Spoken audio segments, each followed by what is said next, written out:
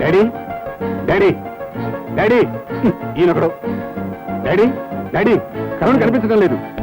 కరుణ కనిపించడం లేదు. కరుణ కనిపించడం లేదు. అదేంటి ఏమైంది? ఏమో.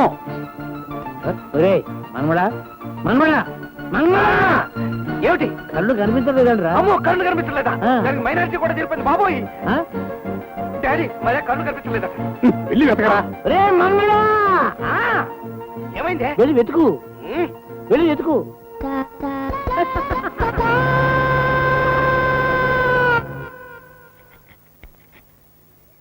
నానా నానా అన్నయ్య కనిపించట్లేదు. నువ్వు ఒకరివే చెంబు పట్టుకుని ఏటికి వెళ్ళాడంటే 56 పెత్తనాలు వ్యాపారకి ఎవరితో మాట్లాడుతున్నాడో ఏమిటో. అమ్మా చెంబు ఇంట్లో లేదు, ట్రంక్ పెట్టి కనిపించట్లేదు. అయ్యో మీరన్నట్టు ఆ ట్రంక్ పెట్టి కనిపించడం లేదంటే పిచ్చి విధం ఎక్కడికి వెళ్ళిపోయాడో ఏమిటో రండి. పైగా వాడికి ఇష్టం లేని పెళ్లి తలపెట్టారా మీరు? అమ్మా అన్నయ్య ఇల్లు వదిలి వెళ్ళడానికి కారకులు ఎవరో నాకు తెలుసు, చెప్తా. డాడీ ఏమిట్రా? ఏమైంది? కరుణ ఏమైందిరా? ఏమైందిరా అంటే? కరుణ బ్యాగు బట్టలు కూడా కనిపించలేదు డాడీ. మనిషే కనపట్లేదు అంటే ఏదో బ్యాగ్ బట్టలు అంటావేమిట్రా? నాకు ఆగాకి దుఃఖం వచ్చేస్తుంది డాడీ. ప్రభు ఏమిటి ఇంటికి నానార్థాలు? ఈ అనర్థానికి కారకులు ఎవరో నాకు తెలుసు, తేల్చేస్తాను.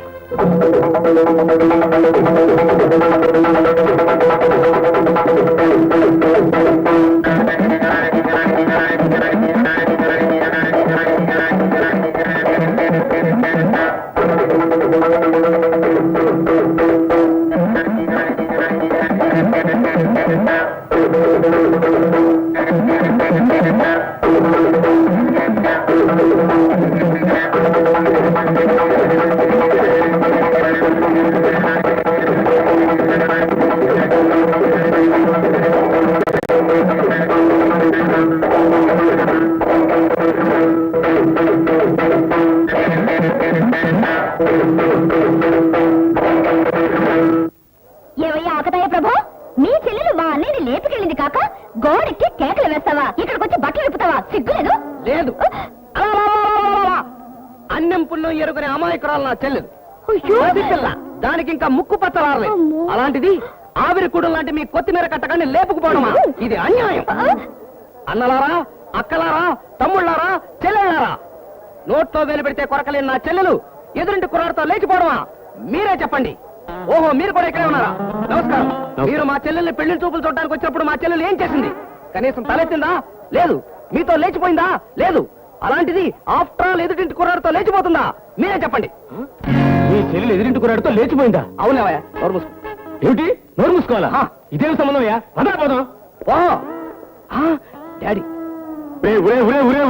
మోడీ సాహిబులా ఏమైనా అవుతారో నువ్వు? కుదరదా? ఇదిగో ముళ్ళు వెళ్ళి ఆకు మీద పడ్డా, ఆకు వెళ్ళి ముళ్ళు మీద పడ్డా, తిరిగేది ఆకే, గుర్తుంచుకో. ఎక్స్క్యూజ్ మీ డాడీ, పాత చింతకాయ పచ్చడి సామెత. అయితే కొత్త సామెత వదులుతా విను. వదలు. రాయి వెళ్ళి అద్దం మీద పడ్డా, అద్దం వెళ్ళి రాయి మీద పడ్డా, పగిలేది అద్దమే. వెజిటేరియన్, ప్యూర్ వెజిటేరియన్ సామెత. ఇదే నాన్ వెజిటేరియన్ లో వదులుతాను, కాసుకో. వదులు. గుడ్డు వెళ్ళి ఇనప మొక్క మీద పడ్డా, ఇనప మొక్క వెళ్ళి గుడ్డులో పడినా పగిలేది గుడ్డే. సారీ, పగిలేది గుడ్డే. మిస్టర్ అలెగ్జాండర్, మిస్టర్ రంగాచారి, పిల్లల్ని కనగానే సరిపోలేదయ్యా. వాళ్ళని సక్రమంగా, సభ్యంగా, క్రమశిక్షణతో, డిసిప్లిన్ తో పెంచాలి. నేను రైల్వే స్టేషన్ కి రౌండ్స్కి వెళ్ళినప్పుడు మీ చిరంజీవులిద్దరూ రైలు ఎక్కబోతున్నారు. పట్టుకొని తీసుకొచ్చాను. సమయానికి నేను వేళపట్టి సరిపోయింది కానీ లేకపోతే వీళ్ళిద్దరూ రైల్లో జెండా ఎత్తేసిండేవాళ్ళు. కానీ ఒక్క విషయం గుర్తుంచుకోండి అయ్యా, ఊరి జనానందరినీ పిలిచి మీటింగ్ పెట్టారు. ఇట్లాగైతే మీ పిల్లల పెళ్లి ఎలాగవుతాయి? అయ్యా ఇన్స్పెక్టర్ గారు, మా అబ్బాయిని తీసుకొచ్చి మాకు అప్పచెప్పారు. చాలా కృతజ్ఞం. అయ్యా ఇన్స్పెక్టర్ గారు, చాలా థ్యాంక్స్ అండి. ఇంకా ఇక్కడ ఎందుకో లోపల పోయి తగలడు. అమ్మా, మీ అన్నయ్యకి హారతి ఇచ్చి లోపల తీసుకెళ్ళు. ఏమే, నీ కొడుకు ఘనకారం చేసి వచ్చాడు కదా, దిష్టి తీసి లోపల తీసుకెళ్ళు. కన్నావు కానుకో. మీ నాన్నగారు అన్నట్టు దిష్టి తీస్తాను, లోపలికి రా.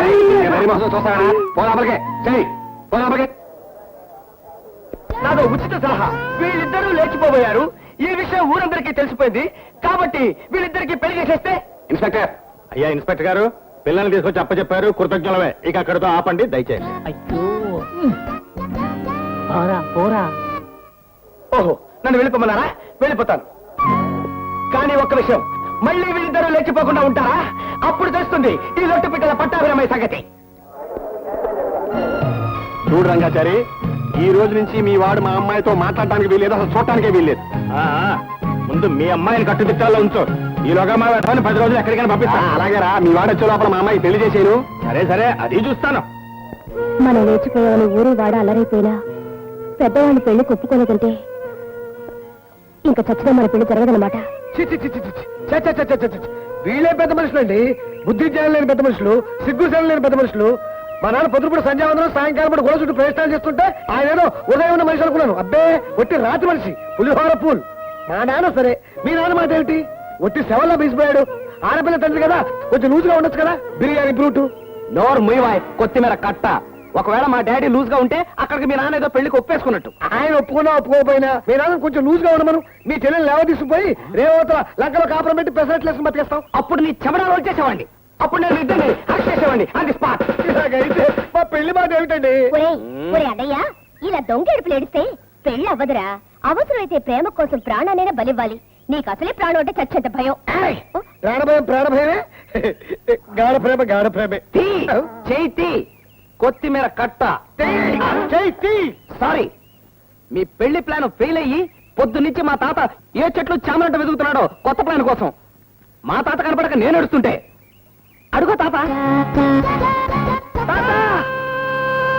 తాతాయ్, పొద్దున్నుంచి ఆలోచిస్తాం, ఏది ఐడియా వదులు. ఇప్పుడే ట్యూబ్ లైట్ వెలిగిందిరా. ఓహో, ఐడియా వదులుతాను, చెవులు చేత్తో పట్టుకోండి.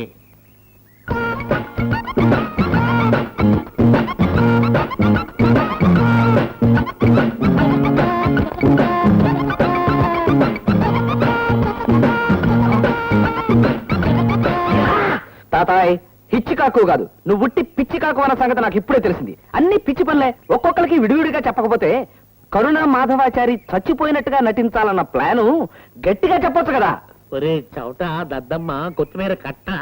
ఈ రోజుల్లో గోడలకే కాదురా, చెట్లు చామలు కూడా చెవులుంటాయి. మన ప్లాన్ మీ బాబులకు తెలిసిందనుకో, వాళ్ళు మన పీకలు తీసేస్తారు. అంచేత మనం ఎవరికి ఏమీ చెప్పకుండా ఈ ప్లాన్ సైలెంట్ గా వెళ్ళి అమలు జరిపించేద్దాం. మీ నాన్నగారు అన్నట్టు ఎంత పని చేసావురా మాధవ.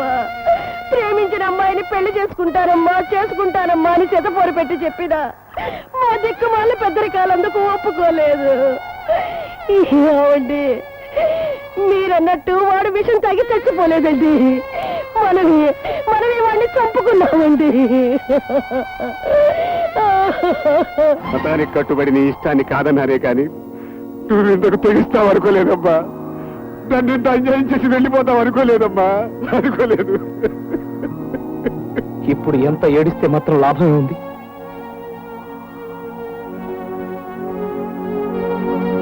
వాళ్ళు ఆత్మహత్య చేసుకుని చస్తే మాత్రం మీదేం పోయింది. మీ మతాలు ఆచారాలు మాత్రం భద్రంగా ఉన్నాయిగా, అందుకు సంతోషించక బాధపడతారు ఎందుకండి? మనుషుల ప్రాణాల కంటే ఆచారాలు ఎక్కువ కాదని తెలుసుకునేసరికి ఇంత దారుణం జరిగిపోయింది. వాళ్ళిద్దరూ ఇంతకు తెగిస్తారని తెలుసుంటే వాళ్ళ పెళ్లే జరిపించుండేవాడు.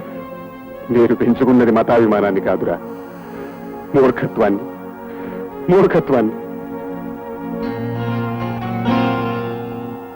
మీలో వచ్చిన ఈ మార్పే కనుక నిజమైతే, మీ మూర్ఖత్వాల్లో పట్టుదల్లో వదులుకుంటే,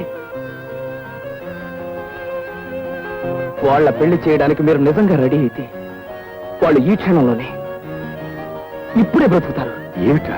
మీ పెద్దవాళ్ల పట్టుదలను మార్చడానికి వాళ్ళు విషం తాగి చచ్చిపోయినట్టుగా తాతయ్య ఈ నాటకం ఆడించాడు. దీనికి కథ, స్క్రీన్ ప్లే, మాటలు, పాటలు అన్నీ తాతయ్య.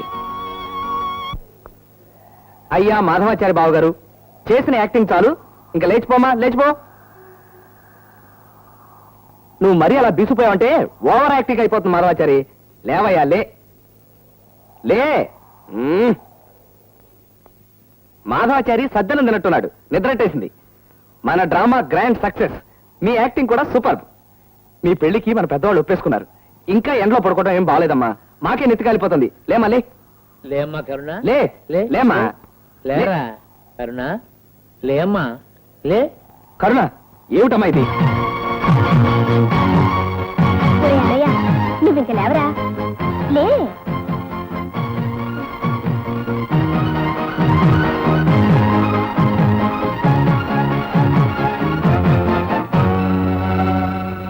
దైవ సమానులైన నాన్నగారికి మీ బుద్ధావతారం కడసారిగా వ్రాసే ఉత్తరం. పెద్దలుగా మీరు మా పెళ్లి చేయాలంటే మేము చనిపోయినట్టు నటించాలని అనుకున్నాం. కానీ రాత్రి ఏమిటండి ఇది విషం. విషయమా?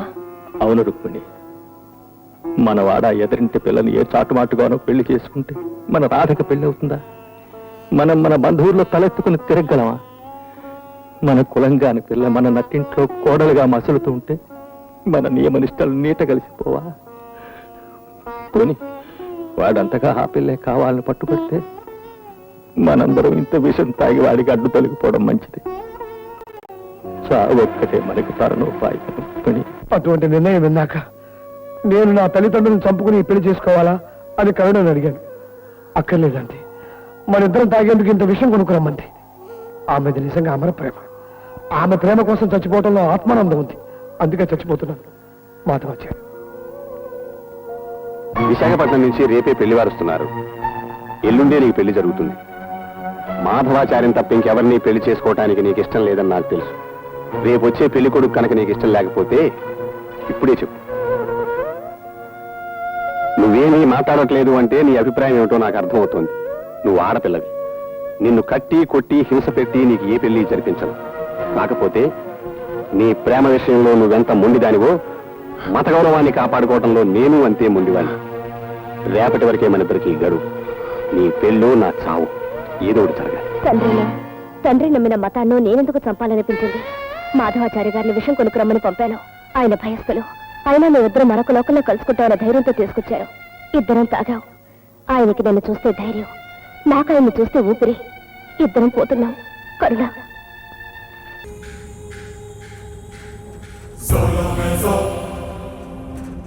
Solo mezzo, sia